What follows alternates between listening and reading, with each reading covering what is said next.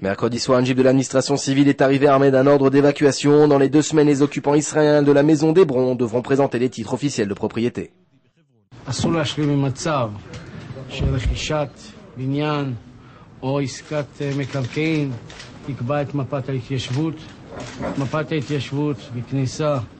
לאזורים בתחומי יהודה ושומרון צריכים להיות על פי החלטה של מדיניות ממשלה, ולכן אנחנו מתכוונים לפעול בכל הדרכים הנחושות והחוקיות על מנת לפנות את הבית מחברון.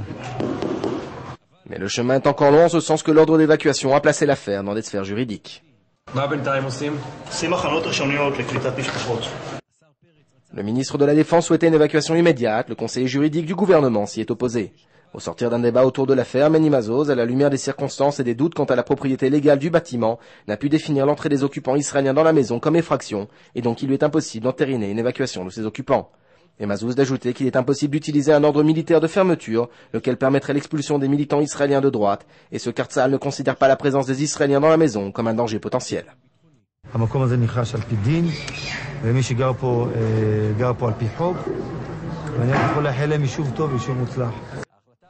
La décision concernant le futur de la maison d'Hébron sera au final une décision politique. Les partis apporteront les preuves dans le but de défendre leurs droits. Or, la décision finale incombera, comme toujours, au chef de l'exécutif.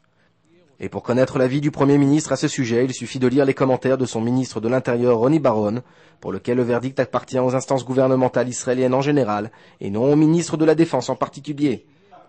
Selon lui, l'occupation de la maison relève du légal, en ce sens qu'elle se trouve sur territoire israélien dans la localité d'Hébron. Le ton semble être donné, tout un symbole d'un nouveau combat politique dans les rangs de la coalition. Benny Sambert pour InfoLive TV.